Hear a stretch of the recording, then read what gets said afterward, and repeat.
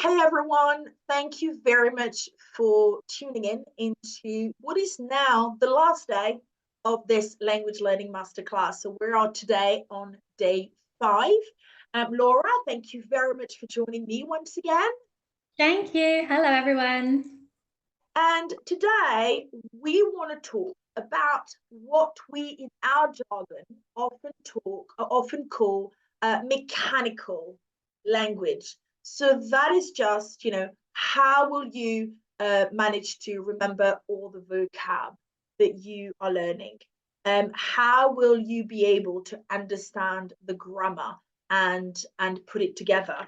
We completely understand that, once you've reached a certain level, it can be a little bit overwhelming sometimes. You can sometimes feel like your brain cannot possibly learn anymore. Very often we hear people reaching a plateau when they reach a certain level when they're learning a foreign language. So today we want to look at mastering those technical aspects and give you little tips that hopefully will help you to overcome that.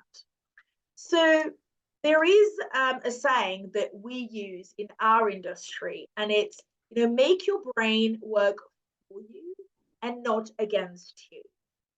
When you are learning a foreign language, you are on the language treadmill. It is a brain exercise every, single second of the learning, whether it's in the classroom environment or whether you're using self-study material or you are immersing yourself in the language. Your brain is on the treadmill, and you need to find a way of making that work for you, not against you. So what I'm trying to say here is that you're asking your brain to work constantly.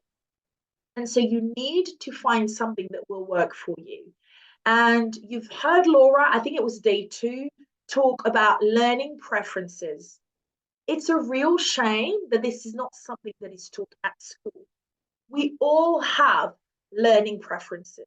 Some of us are more visual, some of us are more auditory, some of us are more kinesthetic, so we need to do in order to learn.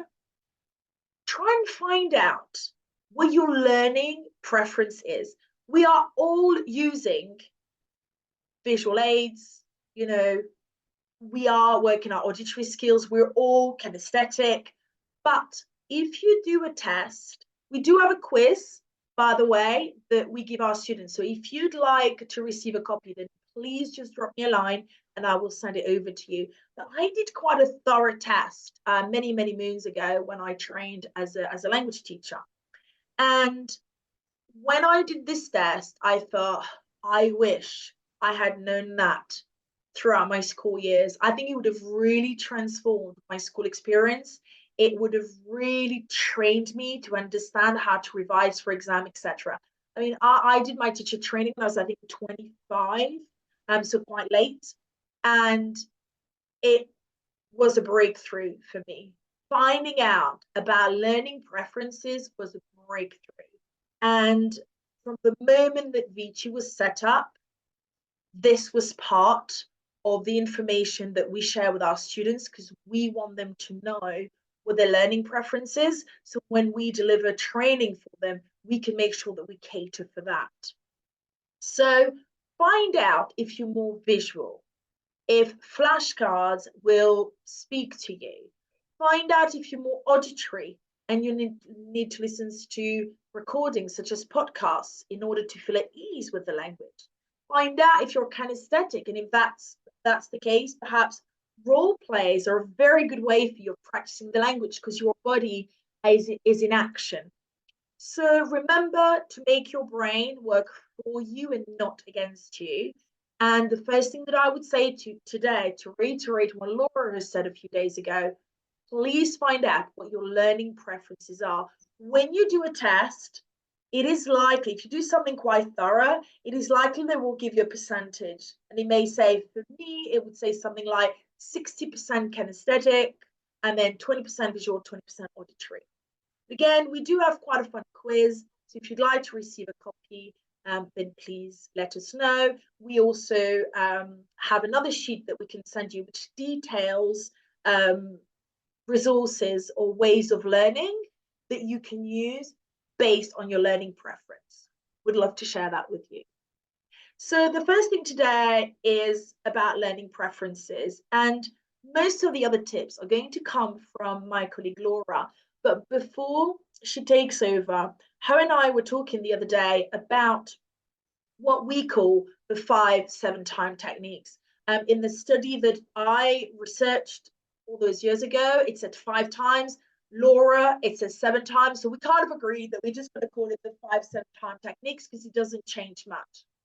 Something you have to understand is when you come across a new word, a new expression, it will go into your subconscious, and it will take 5 to 7 times before it has traveled to like your front cortex and you're actually able to produce it, to use it as part of a meaningful conversation. That's a lot of times for each word that you're going to learn.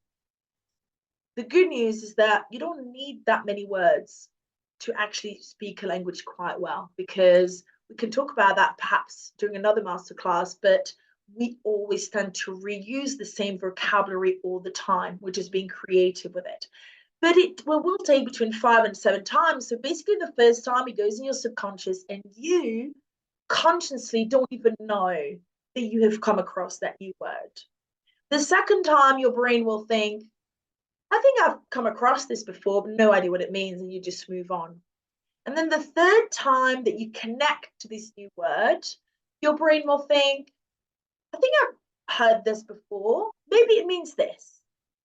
Then the fourth time, you see where I'm coming here? The fourth time your brain will go, yeah, I definitely know what it, based on the context I'm in, I know what it means.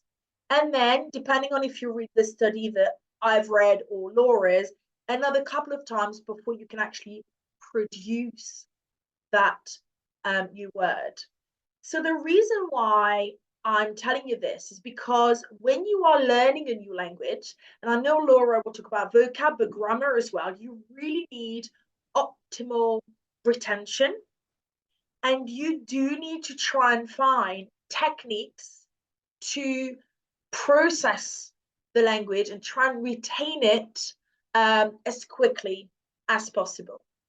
So, Laura, can I please ask you to go over the various little tips that you could share with our listeners today in order to master these technical or mechanical aspects of the language? Definitely. So today I'm going to talk about two things. I'm going to talk about vocabulary first, and then I'm going to talk about grammar. Obviously, these are just two parts of a language, but they're two things that people ask us about a lot. I think they're the two things that people tend to worry about the most. Do I have enough vocabulary? Am I going to understand everything? Am I going to say what I need? Do I have enough grammar, and do I use it properly in order to make myself understood? So these are the two things that people speak to us about the most. These are the two things we get the most questions about. So they're the two things that I'm going to address today. So the first thing is when we're learning vocabulary, obviously, as Natalie said, we can actually get by with a lot less vocabulary than we need. One little tip as well is it's always really important to learn the word for thing in the language, so that if you don't know what something is, you can always refer to it as this thing. That helped me a lot when I was in Spain. Very, very helpful to be able to refer to that thing there, this thing here. Definitely a little tip. Very important word to learn, very underrated. But if not, when it comes to learning actually more vocabulary than just that, there are a few different things that you can do to increase your vocabulary learning. So the first thing is to remember that words don't exist on their own. We, as children, don't learn lists of words from books. We learn things in context.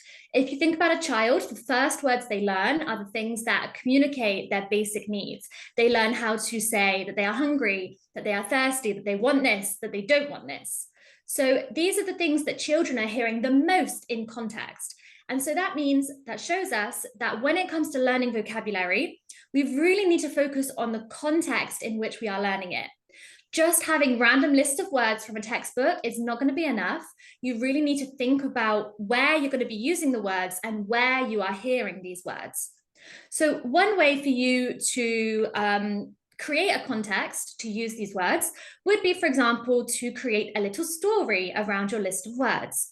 So you can have, for example, from one of your French lessons, one of your German lessons, one of your Spanish lessons, you might have a nice list of vocabulary that you've gone over that day.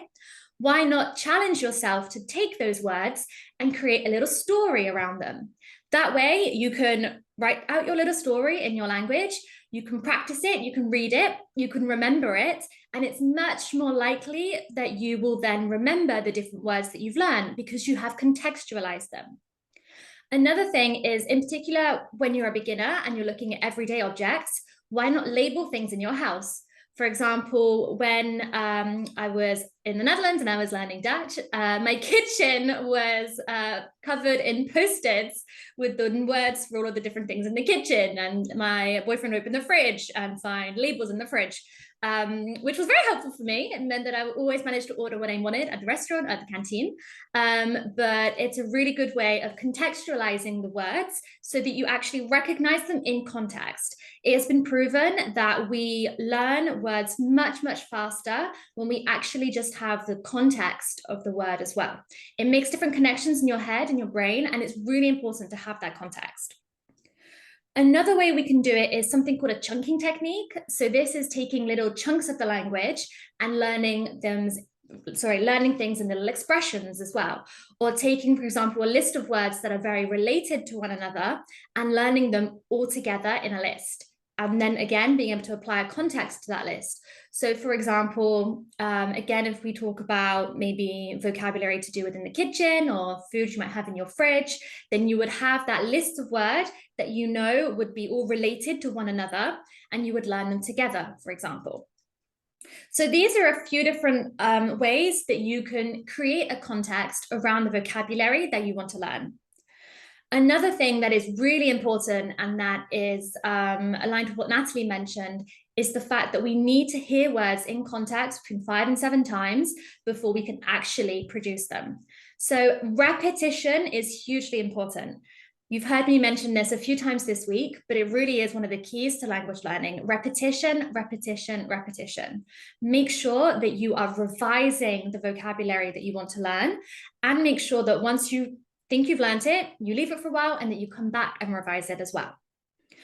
When it comes to learning vocabulary, it's always important as well to know that there is a difference between vocabulary that you can recognize and vocabulary that you can produce.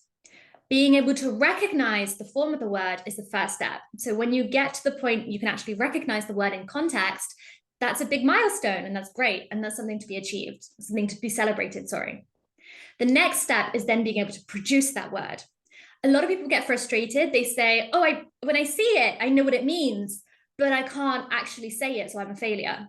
And that's not actually what it is. It's just that you have done the first step of being able to recognize the word. And now it's important to continue that work. And it means you're so close to continue. And very soon you'll be able to actually produce the words as well. So those are a few tips about vocabulary in particular. Natalie, was there anything you wanted to add to before we move on to a couple of things that I have used myself or advise our students to do when it comes to the vocab. First of all, I think we touched on day 2 or 3 on the learning diary. So the reason why we created the learning diary for our students is because we wanted them to learn with structured notes. So it's very important, it's very important for you to organize your resources in a way that speaks to you, in a way that works for you. We created the learning diary because we noticed that people were being very keen to write a lot of notes in the classrooms, but these weren't organized. And so they came from a structured classroom environment. So that when they had to revise their notes and it was a bit of a mess, they couldn't really make that connection, whereby fewer notes, but well organized, made for easier revisions. And, you know, when we change from offering our students a beautiful folder to actually the learning diary, we had amazing feedback of people saying, wow, it's so much easier. So find a way of organizing your resources that works for you. And it works particularly well for vocab, but also, for example, a large number of our students learn on our iVici platform. And when we looked 10 years ago, actually, interestingly enough, we've been online since 2014, something we ought to celebrate at some point this year. When we looked at buying a language learning platform for our students all those years ago, there was no doubt in my mind that I didn't want it to be Zoom or a Team or a crackly Skype. It needed to be a bespoke virtual classroom that really was purpose built for language learners. And as part of that, we wanted to make sure that our students could download all the resources. And this is also really great for you to connect what you've just learned to, your learning objective in your revision. So our students, when they're in their classroom, everything that we put on the whiteboard, they can download. I always advise them to either print at home if they like to, hold paper when they study, or put that in a folder and their computer.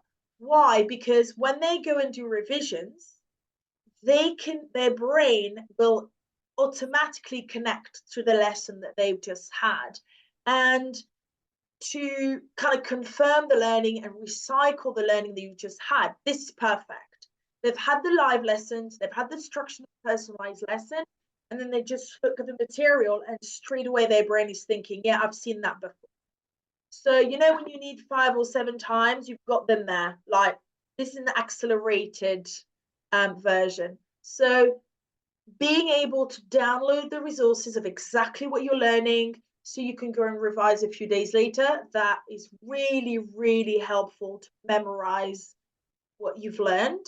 And also something that I used to use way before the digital age, but that still works, is actually to use little index books. Those, like, you open them, it's like A, B, C, D.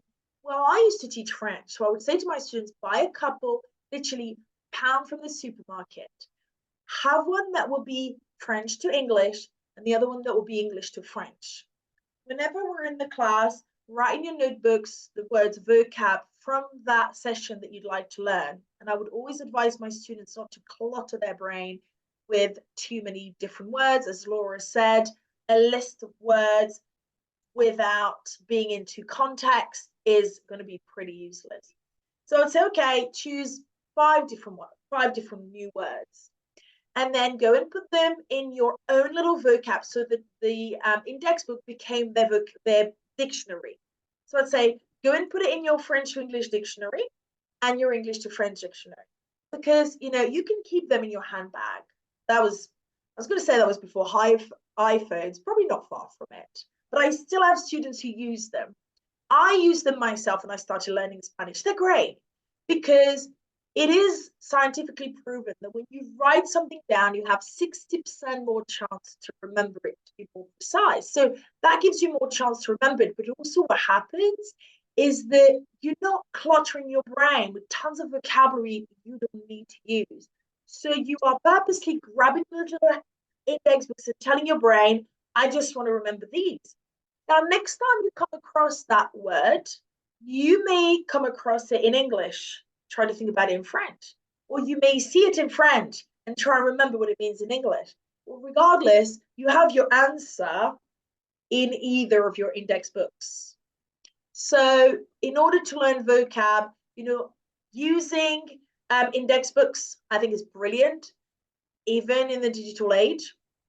Having downloadable resources that have, that have a direct link to what you've studied in class or a summary, in order for you to consolidate on that learning and recycle that learning a few days later, is really, really good.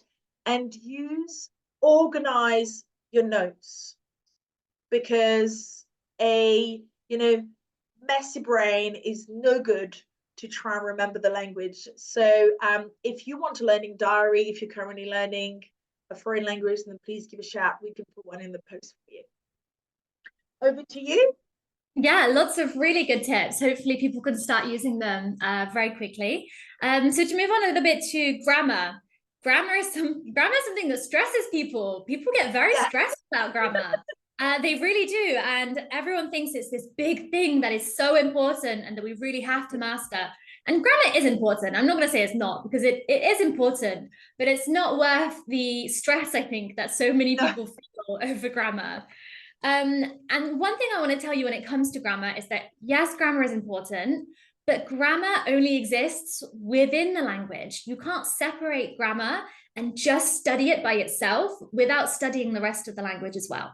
So while it is important to revise your verb conjugations, to revise your irregular verbs, to revise your participle agreements, all of the things that we don't like, it is important to revise that and to look at them and to learn them.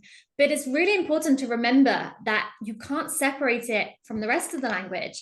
So whenever you are exposing yourself to the language, whenever you are listening to podcasts, whenever you are reading books, watching Netflix, whatever it might be, anytime that you are getting that exposition to the language, you are still actually revising grammar and you are still revising language forms. Your brain is absorbing all of the information. And while you might not be able to explicitly explain all of the grammar rules of what you've just heard, every time that you are getting that input into your brain, every time you are listening or reading the language, you are actually revising and learning grammar at the same time. Language is holistic. That means that everything is interconnected. Grammar is interconnected with language, and it's interconnected with the vocabulary, I wanted to say. It's interconnected with pronunciation and phonemes as well. If you think about in English, when you ask a question, you change the grammar of the sentence. Instead of saying, I am English, are you English? You change the grammar. We also change the pronunciation as well. We go up at the end of the sentence. So everything is connected. Everything is related to one another. So while it is important to study grammar, don't spend too much time stressing about grammar. Don't only look at conjugation tables and verb tables. Make sure that you are thinking about the language as a whole and actually thinking about all of the aspects of the language and how they all combine together. So, as I said, not fixating on tables out of context and not fixating on whether you've put the participle agreement in the right place or not.